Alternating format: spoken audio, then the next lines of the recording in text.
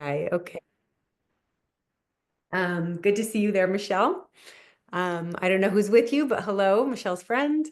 Okay. As I was saying, I know this is a busy time of year, so I'm grateful that you're here. Oh, it's Jasmine. Okay. So am, I want to honor you that you're here and the fact that you are taking time for yourself, because this is an act of self-care when people show up for themselves for anything that is going to expand and help them heal and grow. Um, like I said, I'm just going to talk for about 15 minutes about the things that I'm so passionate about, and then we'll jump right into the coaching. But what I want to speak to is the thing that has helped me the most and helped my clients the most is a thing called subconscious freedom work. And it's based in really beautiful things that I actually studied in one of my educational programs, was the idea of the intersection between science and spirituality. That quantum physics, the science, um, really can explain so much of what we experience when we are on a spiritual journey. Which really, I believe, my view, this is just in my opinion, and here you are in my space, in my world, so I'm going to share it, that I firmly believe that our souls are whole and healed, and that we are not broken, and that what we came here to experience as souls was to expand our soul and grow and learn from the experience of being here in a body, this one instrument that we've been given that feels emotions and feels all of the range of the polarity between love and fear, all the whole gamut. And since they are really not polarized, but we live in this dualistic world, in order to understand the height of love, let's say, so that's what we're talking about, then coming here to have this soul expanding experience, wouldn't it mean that to be in this realm, that we would need to understand what it feels like to feel the contrast of what love is, which is fear. That's the contrast of love. And so when I talk to clients about this simple thing and kind of break down some of our spiritual ideas and things into quantum physics or science, it starts to, whether you're right brain or left brain, it doesn't matter, because both of these speak to our right or left brains, and how if we're more pragmatic and linear in our left brain, or if we're more emotional and flowing and kind of not as formed in our ways to think, then our right brain pops in. And so I'm speaking to both of those. So I hope I resonate with you in some way as I speak more about this. And if there are questions, please put them in the chat. I would love to, I'm going to open that up here just so it's over here and I can pay attention to that as we go. I would love to answer your questions if you have questions. So if there's anything that I'm speaking to, or if there's anything that you would want me to speak to, please put it in the chat and I'm going to keep my eye on that. But first I want to talk about the fact that we are souls here, in a soul expanding experience. We came here, we live in an infinite and expanding universe.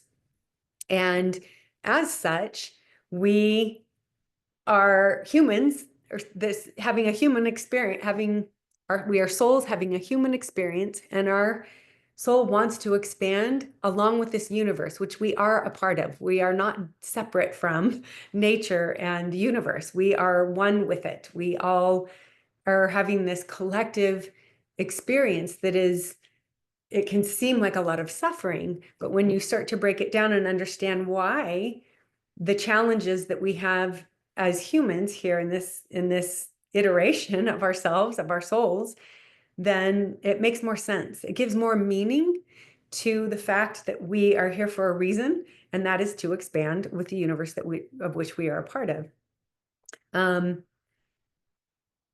This whole idea that as humans we have a primal wound, which comes by when we're so young, it's before we even have the capacity for speech, and we have this unspoken agreement with our caregivers, our parents, that if they will keep us safe, we will become whatever version of ourselves that we think they would like us to be. And the primal wound then comes by the mere fact that we don't understand because we're so young, where it's really brilliant that innately we adapt as children to be seen, heard, and understood, because those are our sacred needs. But what we don't understand is that in an effort to adapt to what we think our parents want us to be, there's a form of self-abandonment within that. But it's so subtle and unspoken and kind of unknown that we become a version of ourselves that is not purely authentic. And that's where the limiting belief comes, because something happened when we were young, before we knew better, in relationship to our parents or even siblings or friends or teachers, anyone that could have said something or done something or not said something.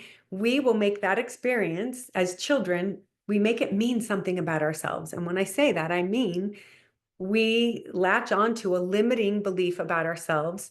And there's so many iterations of it, just a few that as I sit with clients and work with them, and even in myself, because I'm human too, a soul having a human experience. But I'm so grateful for the tools and the resources that I've been able to gather.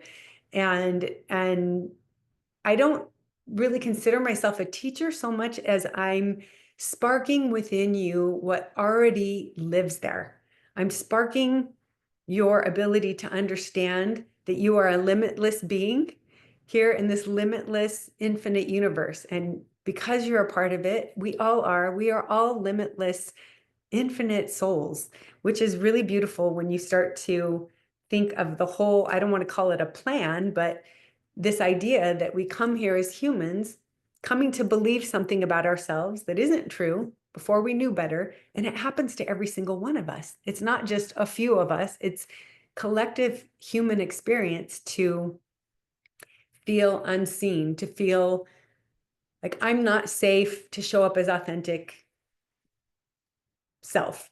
And as a kid, you don't even know those words. It's not, or I feel abandoned. Kids don't feel abandoned. They feel unsafe. I'm not safe.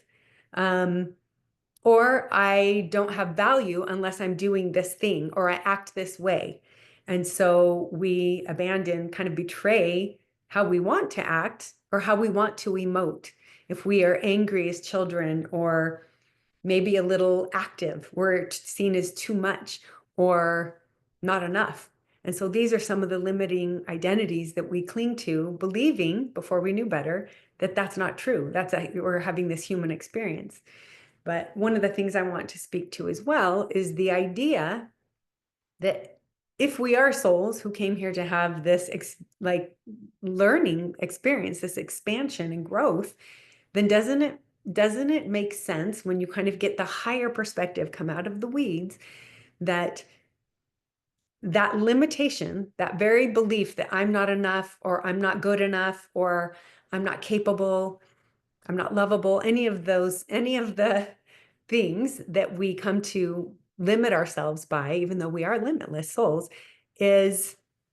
becomes the actual soul lesson.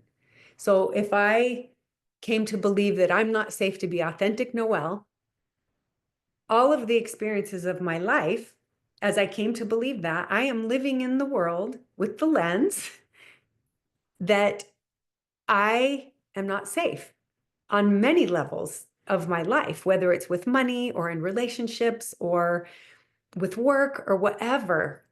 I'm not aware of it because it's a limiting belief that came when I was too young to actually have an awareness, even maybe before I could talk.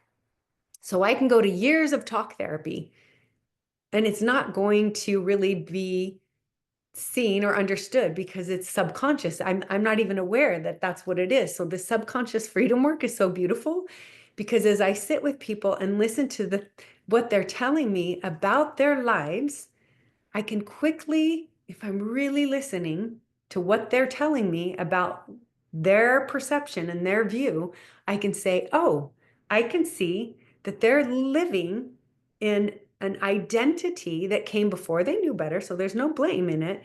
It's so beautiful to gain the awareness that, oh, if this keeps happening out here in my life, when am I going to finally be radically self-responsible instead of saying, well, they said that, so it made me feel this way, or this happens all the time, so this is just the way it is, or I've always acted like this is who I am. None of that is true until you say, what must I believe about myself, and maybe I'm not even aware of it, that's keeping me having these experiences. Life is neutral. It's a mirror. It's always going to reflect back to us what is living in here.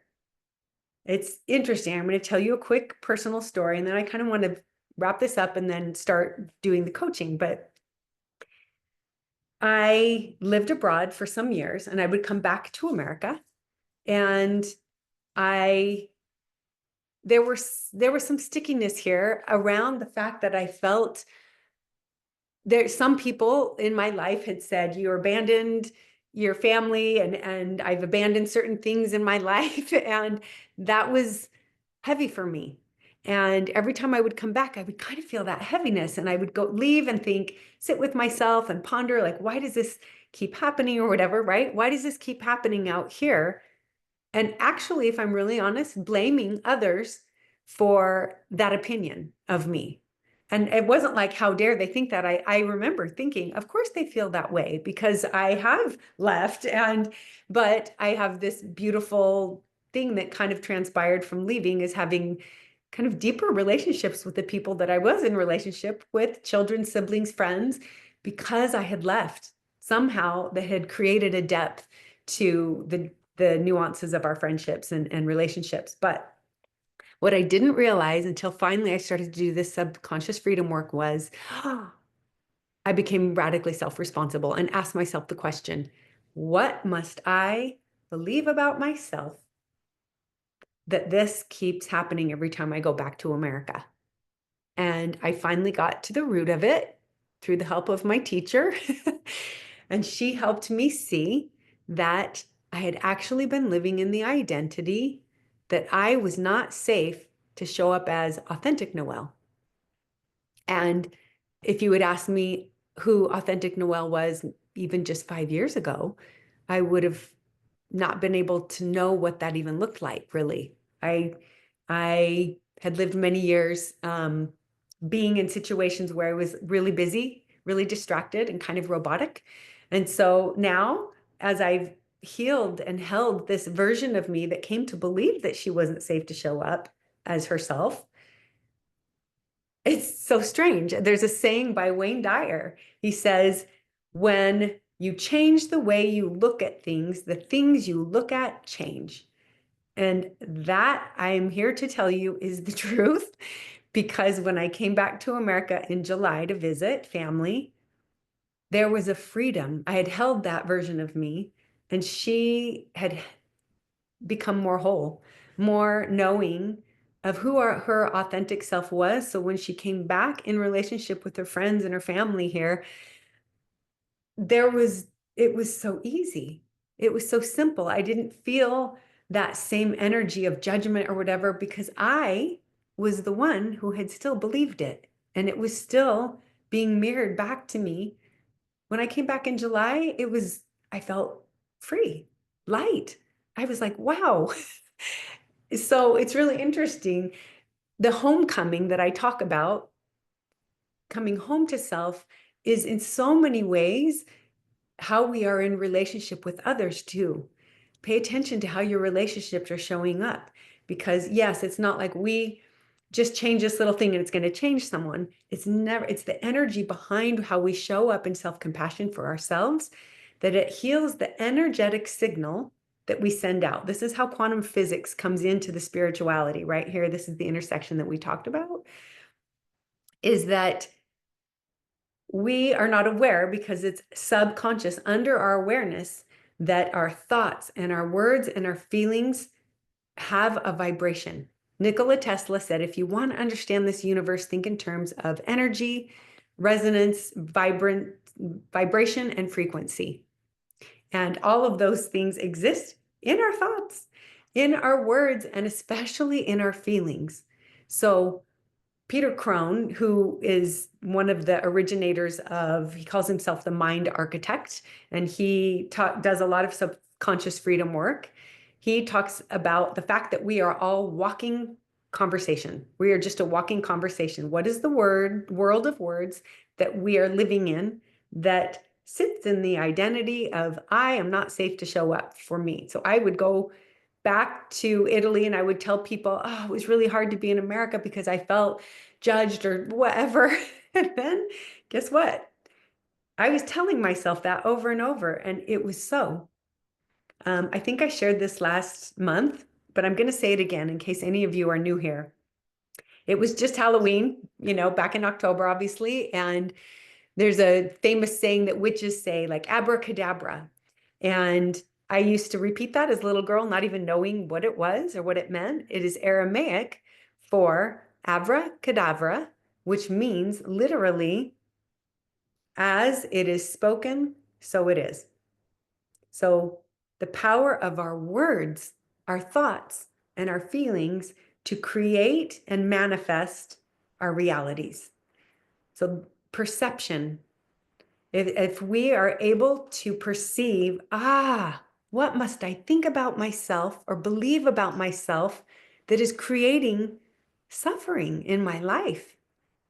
Wherever we're triggered is showing us where we're still not free. So radical self-responsibility looks like asking that question, what must I believe that keeps creating suffering? If we are suffering, we're believing a lie. We are limitless, infinite souls. And when we live in suffering, it means that we are still operating subconsciously in an identity that has nothing to do with the reality that we are limitless being and soul. So, if you have any questions, go ahead and put them in the chat. But if anyone would like to come forward and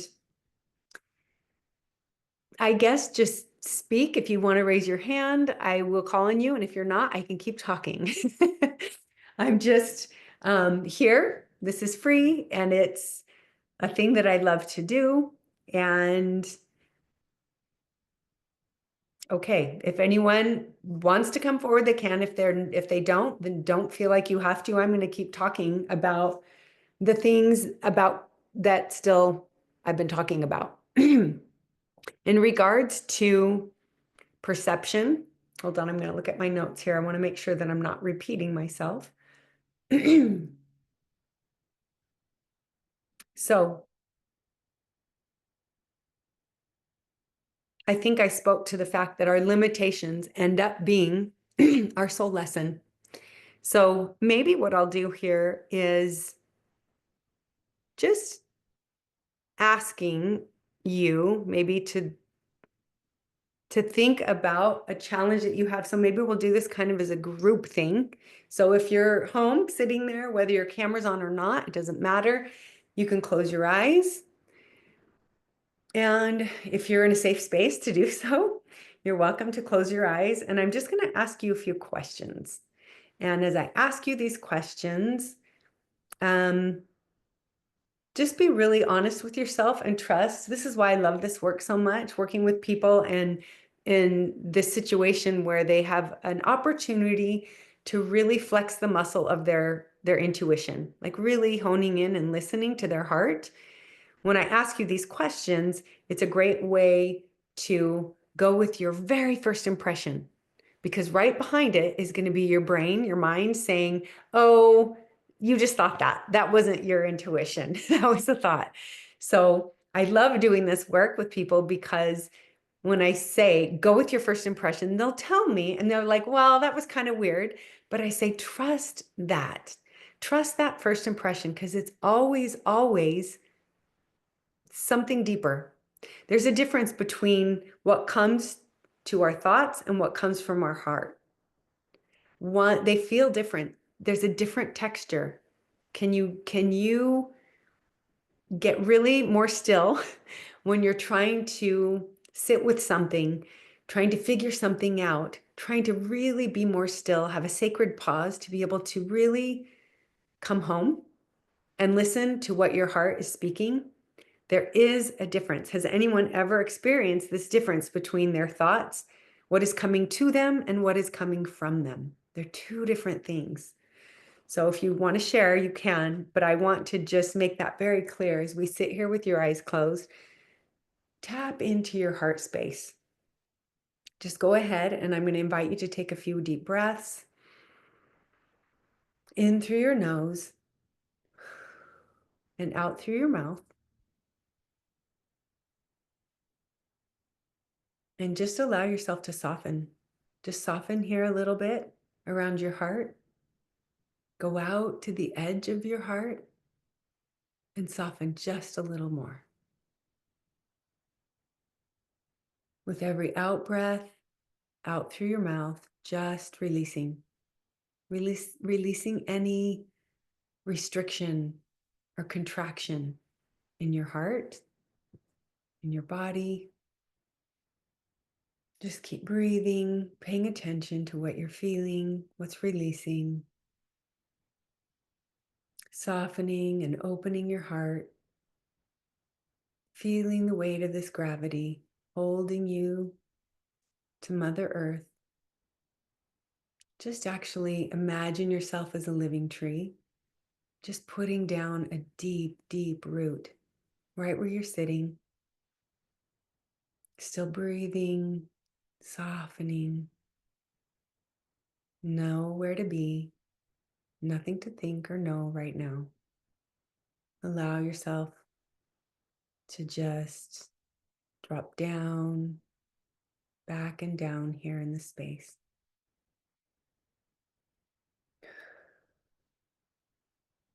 And as a living tree with your roots down, down into Mother Earth, let her hold you there. Beautiful feminine energy there. And then allowing as far down as your roots go, allow your branches to just expand, to go up, up into the cosmos, into the sky. There's a masculine energy there, overseeing everything and also sending down its energy. So from above and below, supported, loved, held in this space, softening and breathing. And now with all of your heart space expanded, I'm just going to, you can stay right here if it's safe for you to keep your eyes closed. Just think of something that seems a little bit challenging in your life right now, something that feels sticky or stuck, heavy, dense. Think of what it is. And then when you have what it is that feels that way, like a challenge or a block, something you would like to overcome, I invite you to think of how that challenge, that block, makes you feel. What is the feeling you get when you think about this challenge, this challenging situation, whatever it is in your life? And I invite you to keep your heart soft and open as you go there to this space where there might be a lot of emotion, and that's okay. So much grace, so much compassion for yourself, the version of you that feels triggered, overwhelmed, stuck, challenged by this theme in your life. And now I invite you, as you've thought about how that makes you feel, I'm going to ask you to go to the most primal of feelings. As a reiteration, I've spoken to it before, but there's three primal emotions that we feel as human beings, and they are fear, anger, or grief. So maybe it's one of these feelings, maybe it's something like unto that, it doesn't matter. But as you think about how this challenge or this struggle makes you feel, in one of those most primal feelings, can you remember, is this a familiar feeling for you? Have you felt it before? And as you think about if you have felt it before, when was the first time that you may have felt this feeling?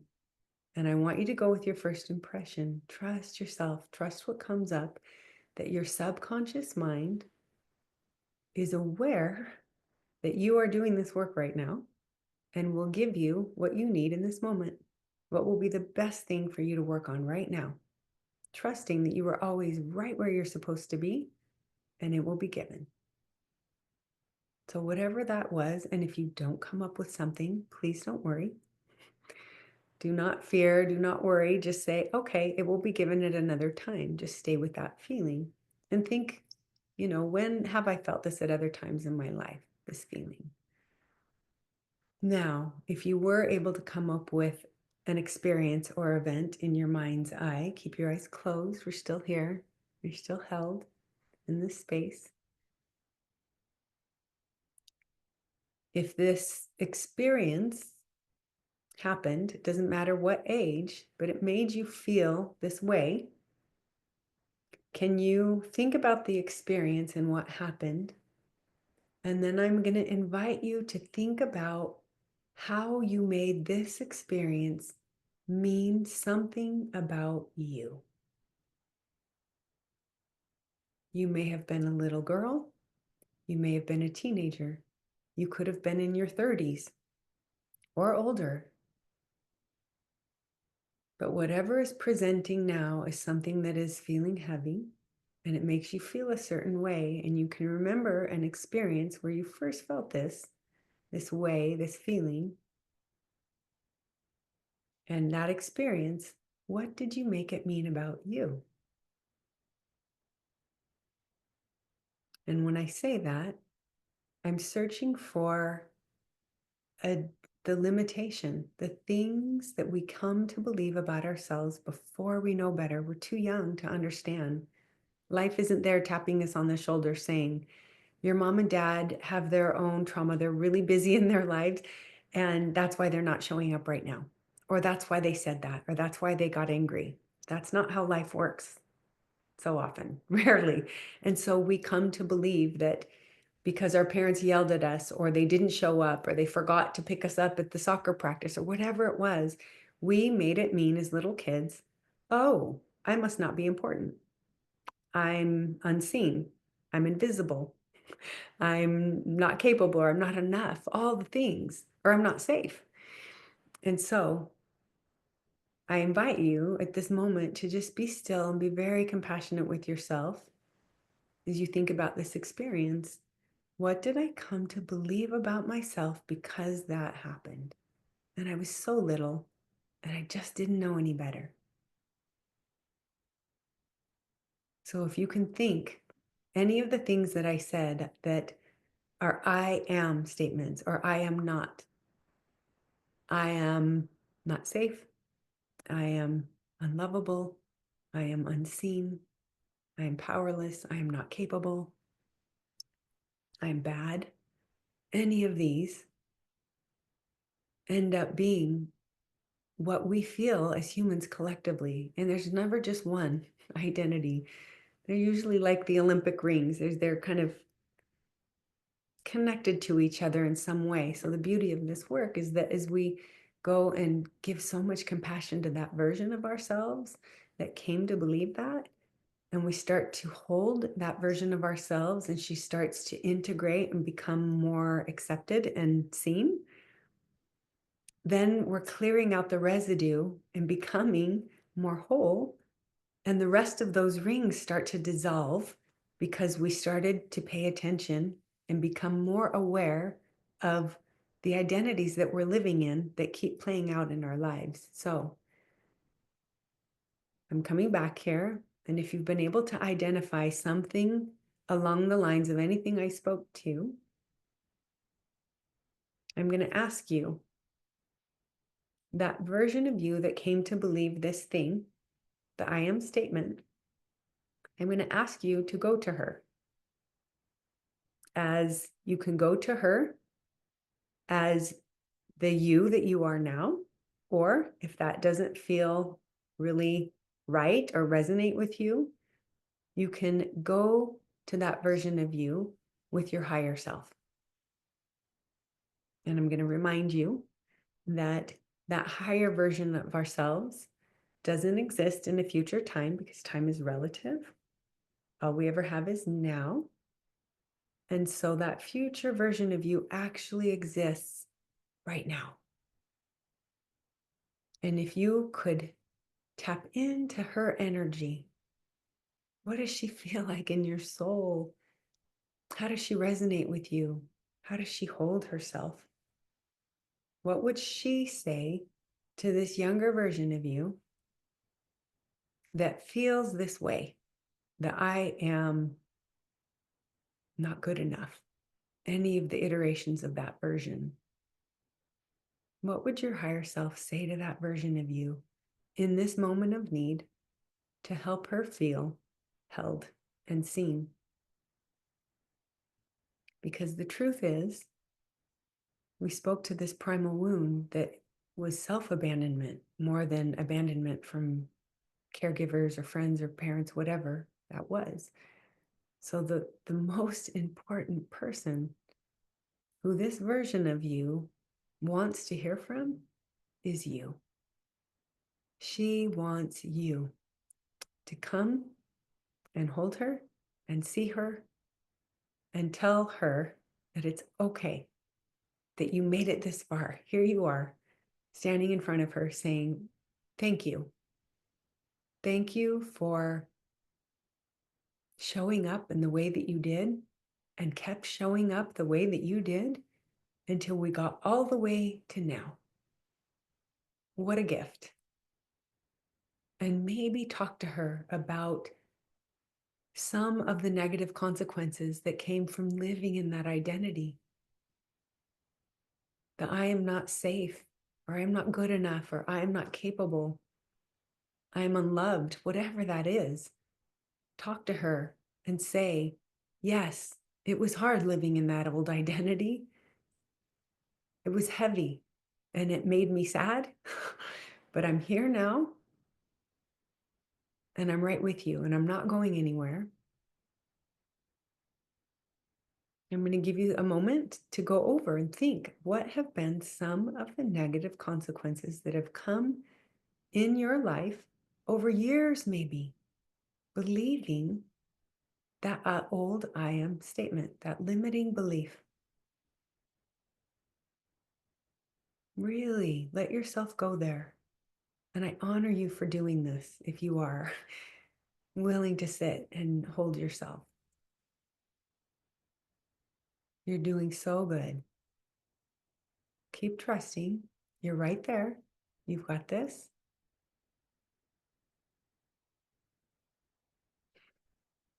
Still breathing. And now, this is one of my most favorite parts because I believe that it's part of why we're truly here as souls, having this human experience, is that to get the higher perspective, the reason we came here, the soul lesson we came to learn, can you go to this version of you and tell her, this is what I've learned because of this limiting belief. Because I used to believe that I was not safe, now I know that I've never not been safe because I am love. I've never been separate from myself or source or God or all that is. I am one with all that is. And what I've learned through the contrast of knowing who I be, it almost needed to be that way so I could come out on the other side of it. So thank you, that version of me. Thank you for sacrificing yourself, maybe for some years, but look where it got us. Look at where we are now. Look at who we are. And then I invite you to look at that version of you as you tell her this, the higher perspective, the things you've learned, the qualities that you've gained because you lived through something seemingly difficult, a challenge, something you didn't want to feel, where it created a lot of suffering in your life. Can you allow her to breathe a little bit and have a little more space around, well, maybe if I came to believe that about myself before I knew Benny better, and I believed it because something happened, and that belief was only a thought, and it wasn't true, that's the good news, is that it was only ever a lie. So now that you know the truth, that that was just your parents being busy, or it was just life's way of helping you expand your soul, then you get to create a new thought, a new belief about yourself, and step into that energy and think to yourself, who do I get to be now in the absence of that old limiting belief? How do I want to feel? If I want to step out of suffering and into love and joy and bliss and freedom, who do I get to be in the absence of that old belief? Because it was never true.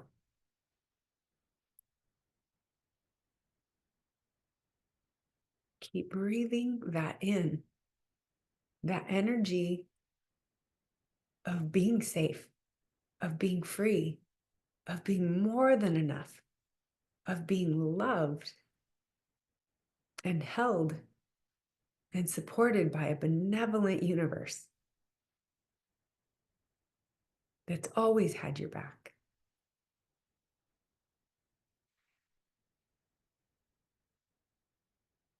Keep breathing.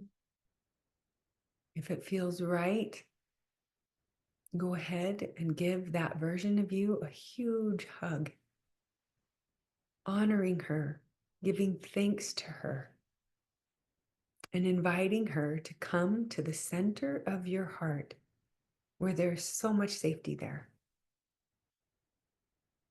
so much love and expansion of love. And she's so happy to come with you because she is you and you are her, and you are finally inviting her back home to your heart where she belongs. Now she gets to be in the center of your heart, free, able to play and love and laugh and have joy again, like a child should.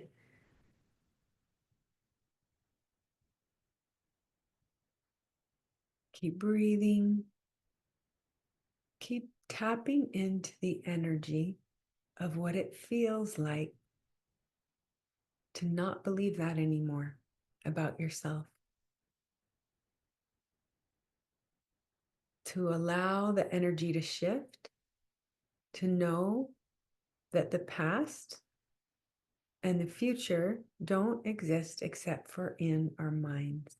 So if all we ever have is now, every now moment, you get to re-choose or choose to choose love over fear, to choose joy over grief, to choose heaven over hell. That choice is ours in any now moment. So as you lean into the energy, what it feels like to live in a world where you are free to choose love and tap into the love that you are and have never been disconnected from, you become more free. You become safe to be free and free to be safe, to choose love. I want you to breathe that in, breathe that love in, the joy, the freedom.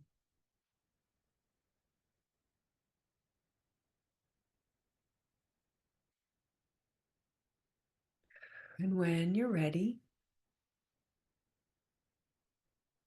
You can slowly start to come back into your body, moving your fingers and toes, still breathing in that energy of love and freedom and light.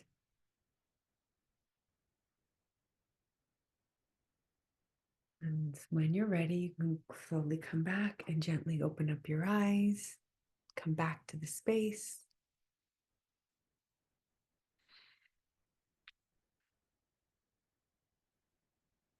And if anyone would like to share or not, you don't have to. If you want to share in the chat, then it won't be in the video and I can speak to it anonymously. It doesn't matter. But if anyone would like to share what their experience was, I'd love to hear. I think it would be really beautiful if you had some sort of shift or an experience where you felt a little bit better, perspective. It might be helpful to someone else. That would be beautiful too. Um, Hi, Nora. Hi. Can I ask where this will be shared?